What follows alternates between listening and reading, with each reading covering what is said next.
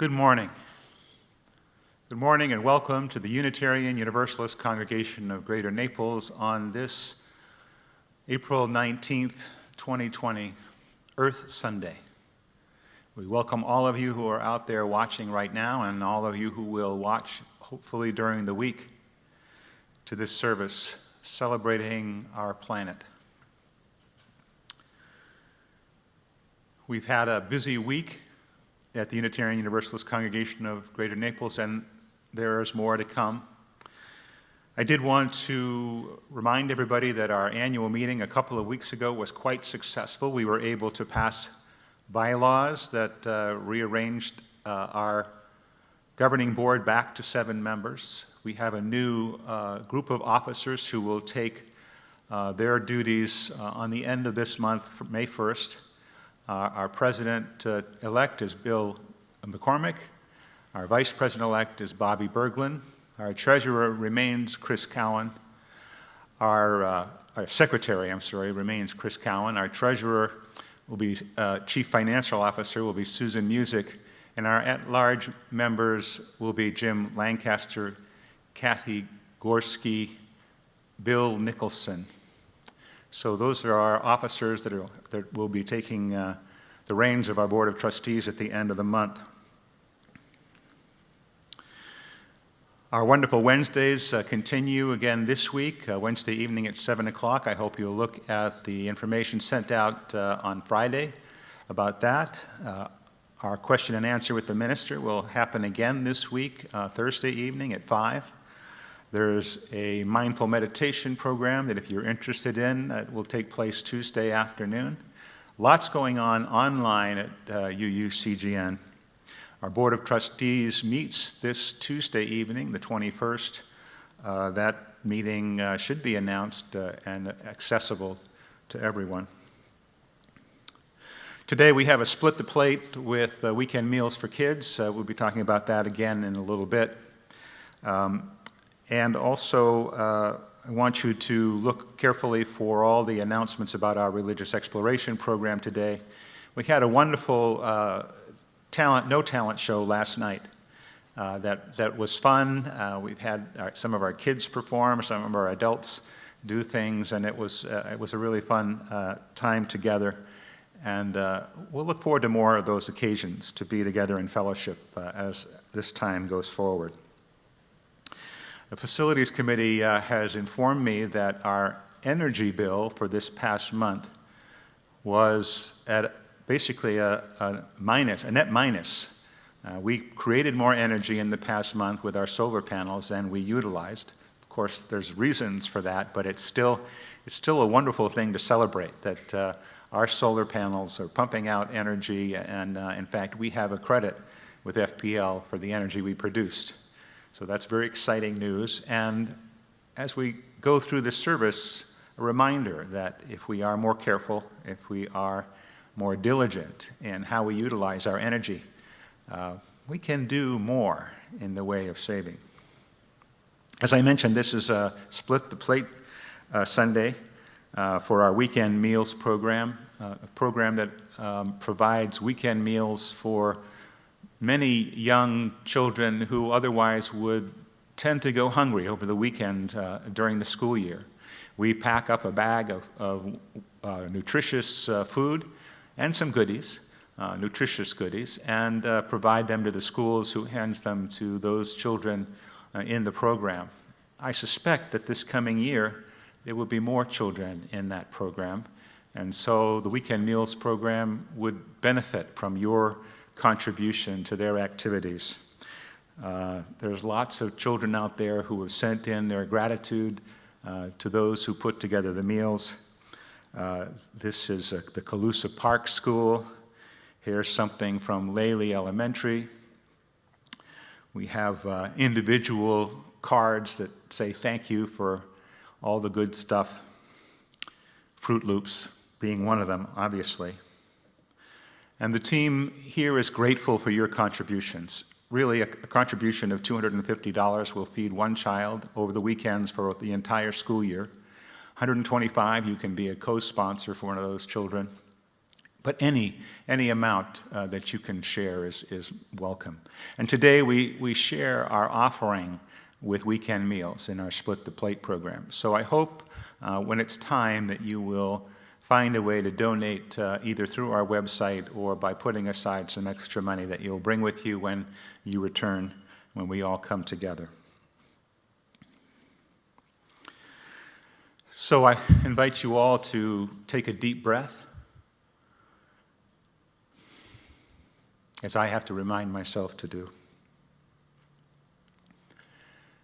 And let's enter our time of worship together with this morning's prelude. We welcome to our piano Stu Shelton this morning with gratitude.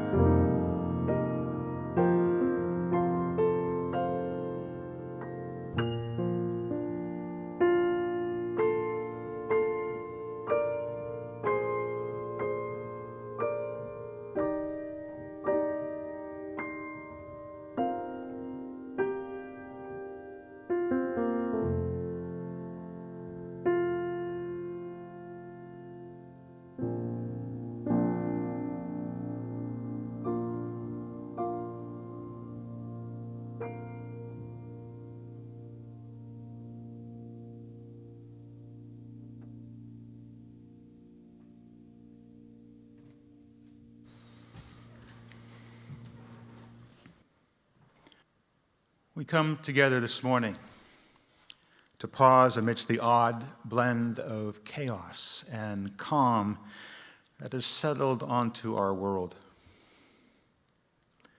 We claim this time and this space to be ours, our time to be together in spirit, if not in body. Our particular place in the ether.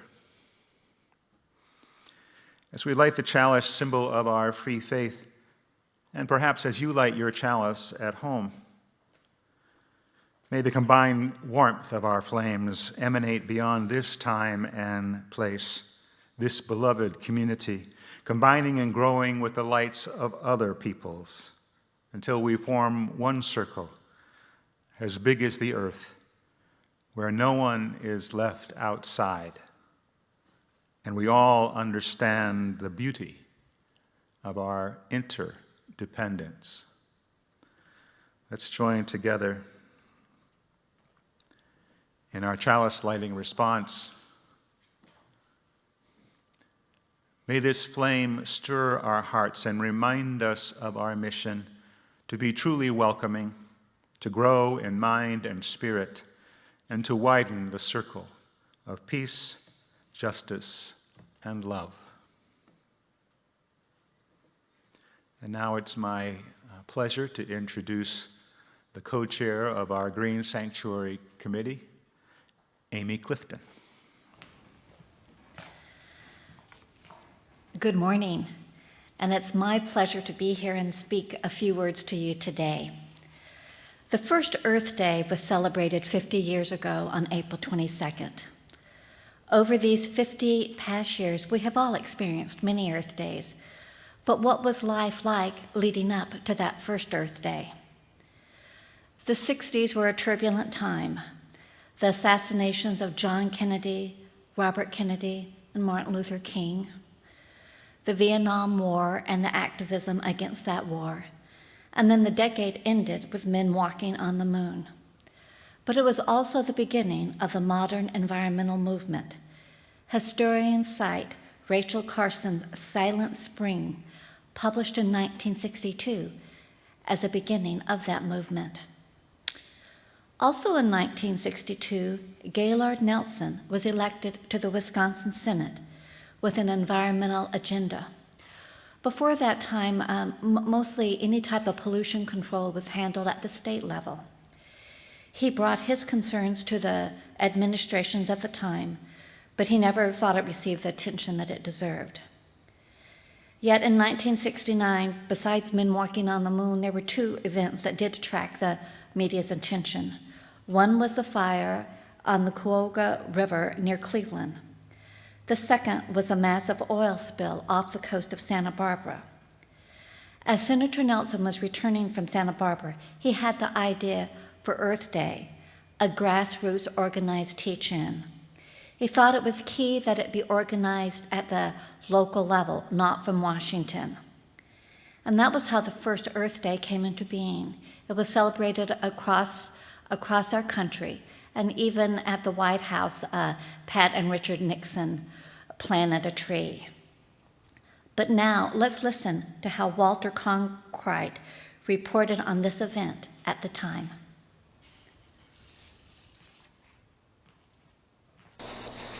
The hoopla of Earth Day is over. The problems remain. Only time will tell if these demonstrations accomplished anything. But let's summarize the points that were brought home today to a lot of people who have missed the point so far. For instance, the militants who see all this as an establishment trick to divert attention from what to them are more urgent concerns like civil rights or like Vietnam. They seem to have missed the point that there are no civil rights or peace in a lifeless world. For instance, the politicians who see this as a safe crusade, they seem to have missed the point that it will involve treading on more special interests than ever in our history. For the first time, they may even have to come out against motherhood. For instance, those in industry who see the crisis as only the hysterical creation of do-gooders, they've missed the point if they haven't heard the unanimous voice of the scientists warning that halfway measures and business as usual cannot possibly pull us back from the edge of the precipice.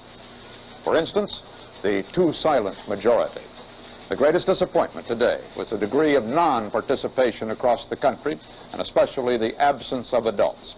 And the young people who did participate were in a skylark mood, which contrasted rudely with the messages of apocalypse. Those who ignored Earth Day, well, that's one thing. Those who ignore the crisis of our planet, that's quite another.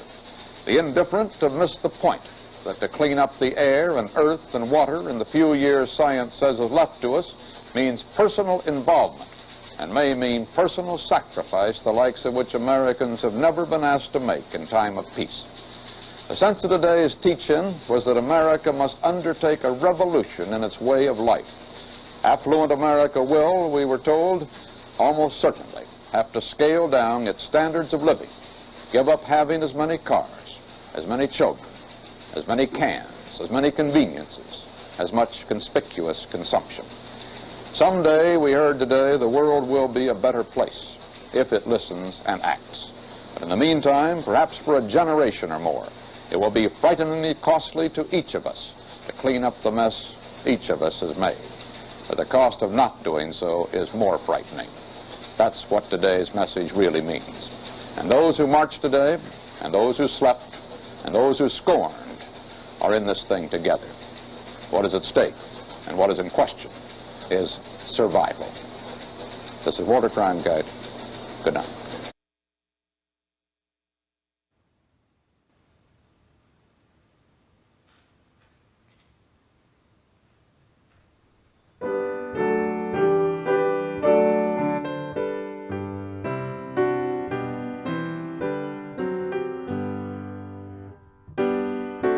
Beauty of the earth, for the splendor of the skies, for the love which from our birth over and around us lies. Source of all to thee we raise this our hymn of grateful praise.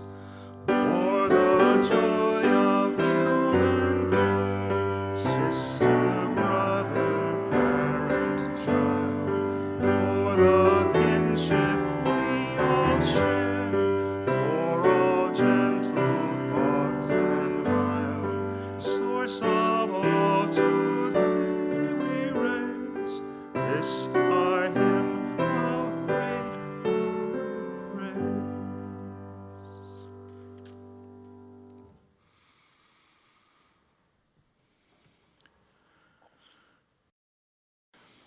We come together once again as a community of seekers, a community of caring people, each with our own lives, but each with a sense of this community and what it brings to us.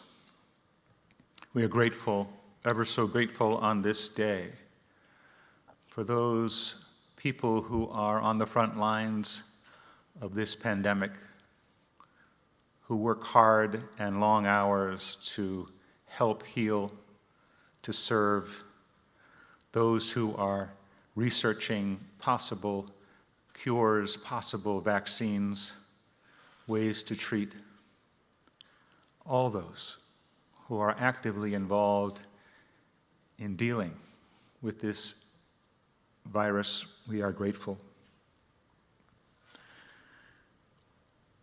We lift our hearts for all those who have struggled with the disease and made it through. We give our hearts gladly to all those families who have lost loved ones during this time.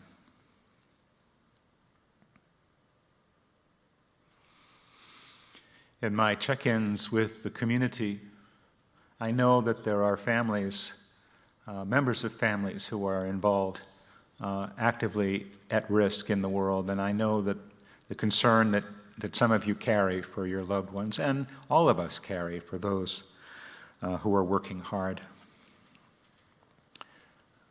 Our joys and our sorrows, those things we carry with us each and every day, don't go away. Sometimes they're magnified during a time of anxiety.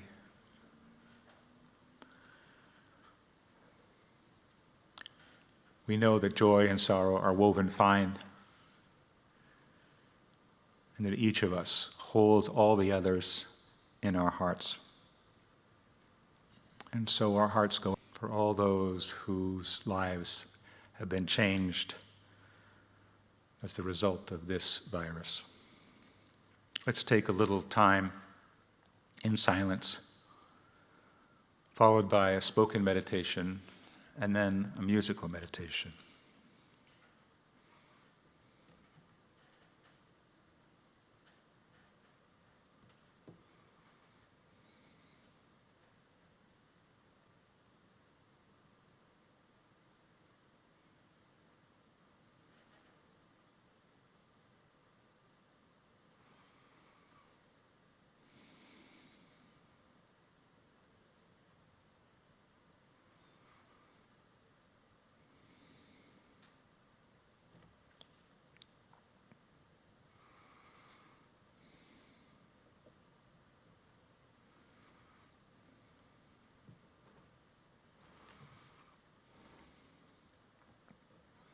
Spirit of life and love, God of our deepest understanding,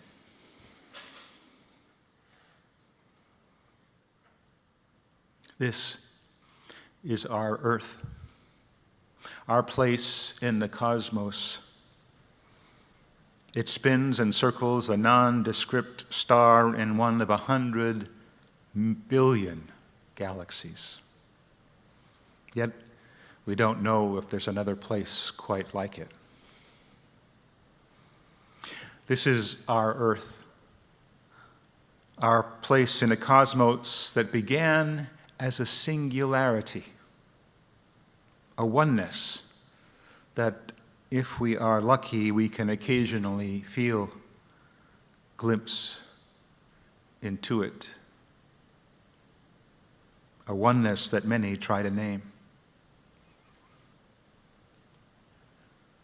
This is our earth, born of fire, cooled over millennia, but with crust that still floats and dives and lifts to the sky.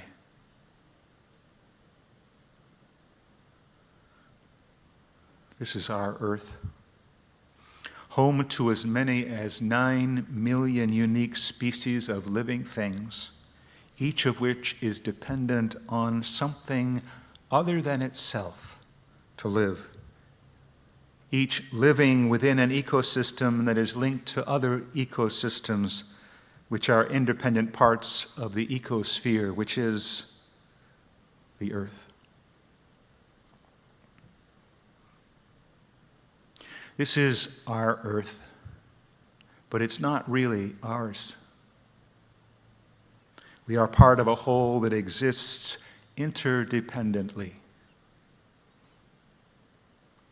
Recently, we have been acting as a cancer, a rogue cell growing too fast, inflicting damage, disrupting fragile systems that aren't even ours to disrupt. It is time to heal ourselves and look at our place in a different light, our place that is in the grand scheme of things, which we could equate to a beautifully intricate organism. And our place within this organism might be to nurture and care for ourselves, yes, but for the health of all, to turn from cancer to immune system, maintaining balance, fostering sustainability. Our place is to consider, as the indigenous peoples do, with great hope and love, the lives of those yet to come. In order for our place to be their place, we need to restore our relationship with the earth now. To learn how to live in harmony minute by minute with those other 9 million species and the rocks and the rivers and the oceans that are the cradle of life and of our own existence. with every decision we make, every minute of every day, each and every one of us, even within the comfort of our own isolation, in our own sanctuary homes, we must let our deeds become our prayers for this beautiful green planet and the interdependent web of which we are but a part.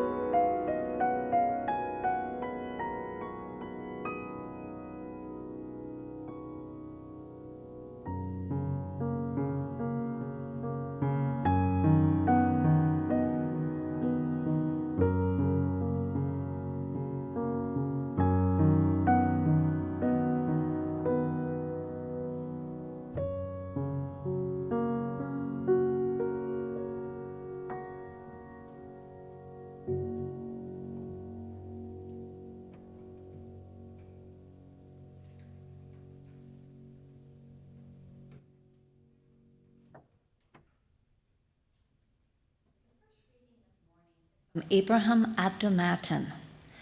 Abdul-Matin is the author of the book Green Deen, What Islam Teaches About Protecting the Planet, and a former advisor to Michael Bloomberg, specializing in the field of environmental sustainability.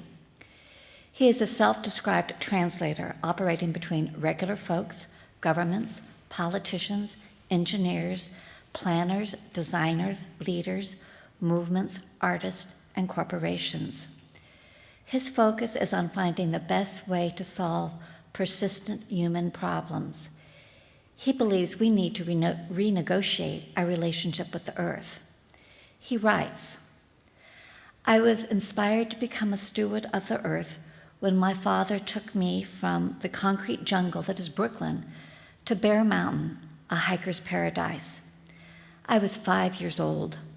I recall moss growing on rocks, mushrooms on rotting wood, and a freshness in the air. When it was time for the afternoon prayer, my father stopped to pray. I was used to praying at home or praying in a mosque. That day, my father told me, "The earth is a mosque. You can pray anywhere." From that moment on, I knew if I could pray anywhere, then everywhere was sacred. It was my duty to protect the planet, to be a steward of the earth.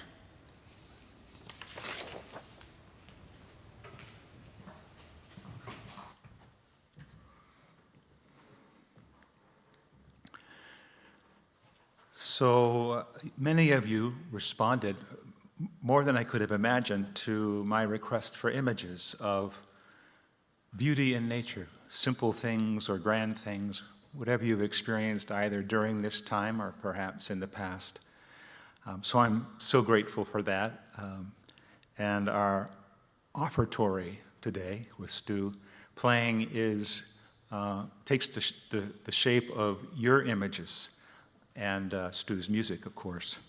I remind you that this is a Split the Plate week and that we are sharing our bounty with the Weekend Meals for Kids program.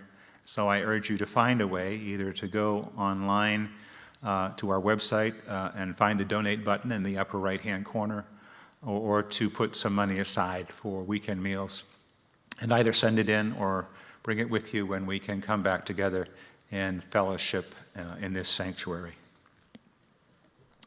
So as I say, our offertory is photos from members and friends. This is inspired by my wife, Anne, who has been sending over the past few weeks, sending an image or two a day to our family, texting.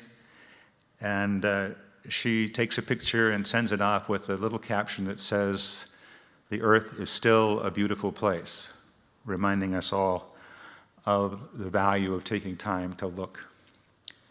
So with that, with our joy in the images and the music, the morning's offering will be gratefully received.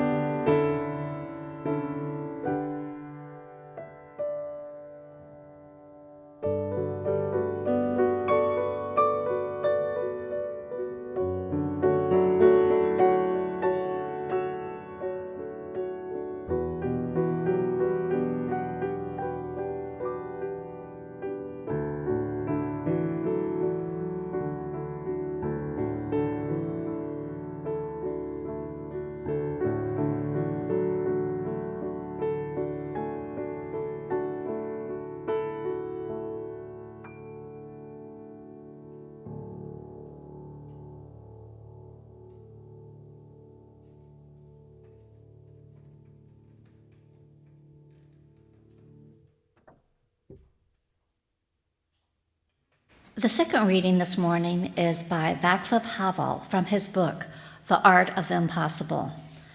Havel went from being a playwright and dissident to becoming the first president of the newly formed Czech Republic in 1963 and one of the world's most admired leaders. He wrote, "We must divest ourselves of our egotistical anthropocentrism, our habit of seeing ourselves as masters of the universe, who can do whatever occurs to us.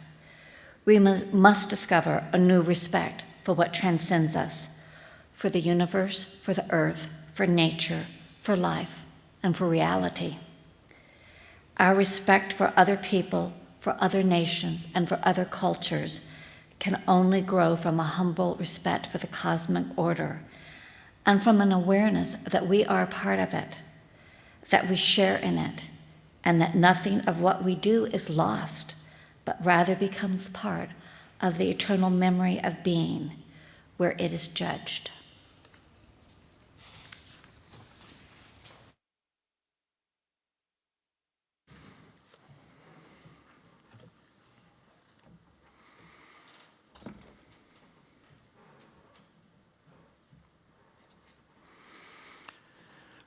There's a parable about the 12th century Persian theologian and mystic al-Ghazali, who was a contemporary of Omar Khayyam and also one of the most prominent and influential of Muslim philosophers. The parable goes that al-Ghazali was once robbed while traveling in a caravan from one city to another, and he was forced to hand over his most prized possession, a journal which held all the observations and impressions of his most recent journey around the fertile intellectual world of the medieval Middle East. He vowed in that moment to always memorize what he studied and wrote, to have in his head all the wisdom he acquired along the way. For al-Ghazali, wisdom was the deepest or highest form of understanding. We are born into this world without much except our senses, and those senses develop through our youth. We begin to develop discernment along the way, and then finally a sense of intellect, both levels allowing us to see even ever-broadening levels of relationship and depth. But wisdom, true wisdom, comes after time of understanding with even another eye the breadth of knowledge, how it impacts us in this moment, how it expands out into the future, how it has expanded back into the past. The sum of our intellect, but with something greater, that other I that comes from a humility, a sense of oneness of which we are a part. For al-Ghazali, the one was an utterly simple, ineffable, unknowable subsistence, which is both the creative source and the purpose of all living things. A wisdom born from that larger sense, that additional view, and a humility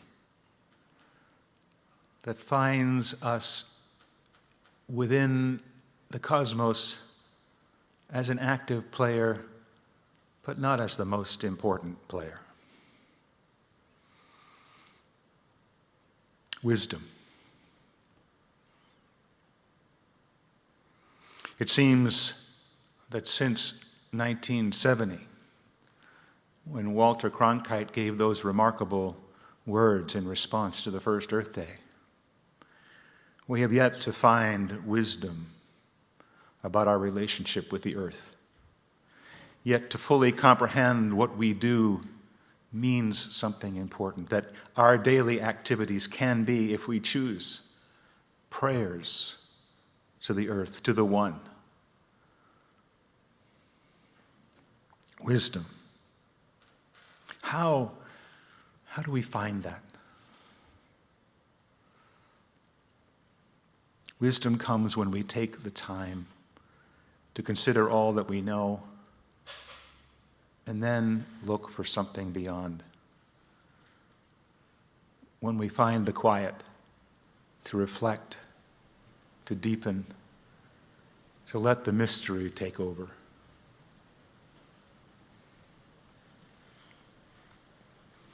And how does it play out in the world, this wisdom that's so hard to accommodate, to acknowledge, to acquire?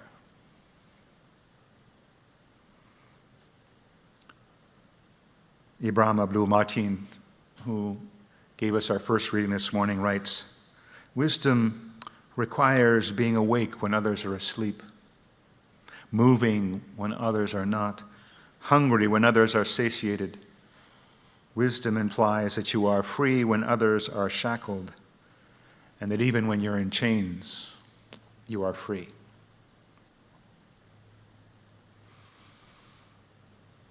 "50 years of Earthday, 50 years of possibilities to acquire the wisdom we need to make the changes we need."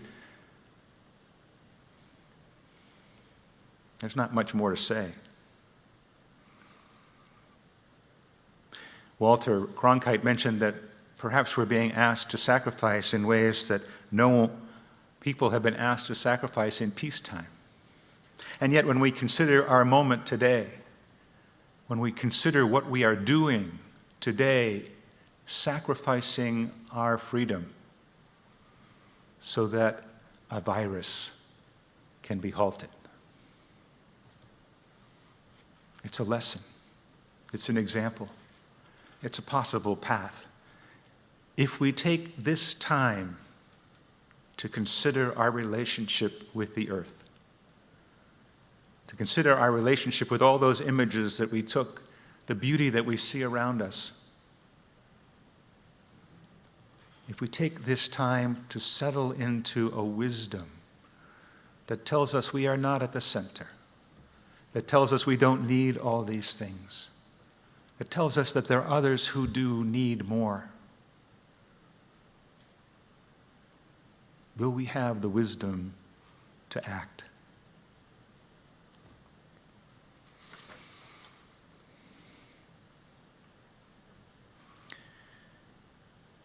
Václav Havel, the author of our second reading this morning, saw civilization as a thin veneer over deeply rooted cultures that create divides even as we try to hold up our place in this modern civilization. Cultures that fight and rebel against civilization as it has come to be. And yet, Havel had hope. "I have not lost hope," he wrote, "because I am persuaded again and again that lying dormant in the deepest roots of most, if not all, cultures, there is an essential similarity. That something could be made of if the will is there to do so. An essential similarity. A oneness. A genuinely unifying starting point," he wrote, "for that new code of human existence that would be firmly anchored in the great diversity of human traditions." There is hope if we can find the wisdom we have not been able to muster so far, that each one of us look within, find the humility that it takes to recognize we are but a part of a great, wonderful oneness. Our Unitarian Universalist seventh principle is the root, I believe, of our tradition, of our movement. We affirm and promote the interdependent web of all existence, of which we are a part. on this 50th Earth Day. May we find that wisdom, that deeper understanding, that humility of being interdependent and acting according to that great idea, that oneness of which we are all a part. Our closing hymn is one of, I think, our favorites in this congregation, and we have sought permission from both the compiler of these images and from Peter Mayer, and have made the donation required. So I hope you'll sing along with this video of Peter Mayer singing Blue Boat Home.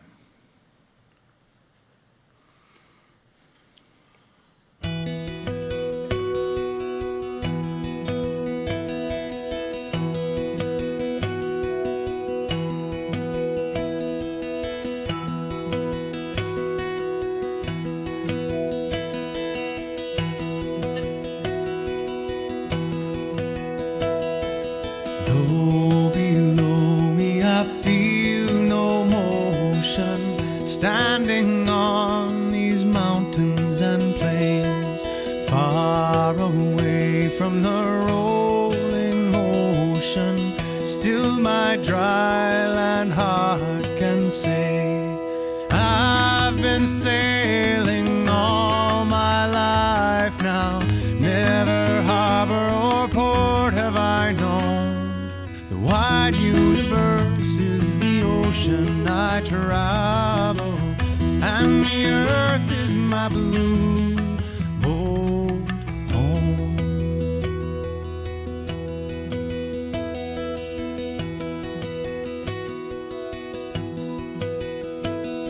Sun, my sail, and moon, my rudder, as I ply the starry sea, leaning over the edge in wonder, casting questions into the deep, drifting here with my ship's companions, all we kindred pilgrim souls, making our way by the lights of the heavens in our beautiful blue boat home.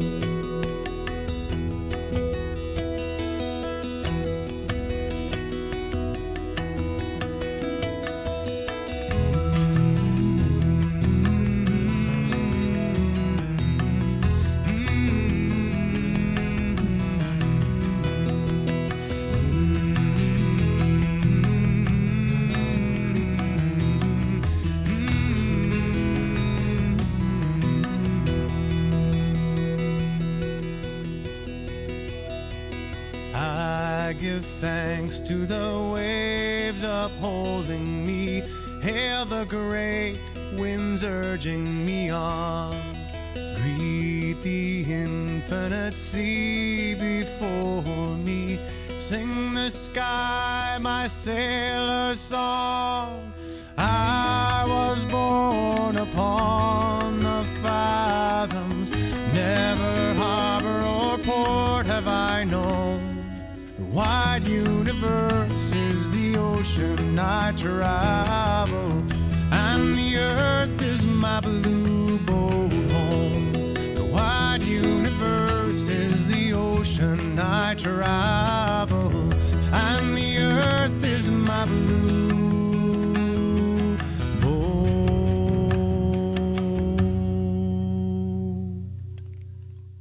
home.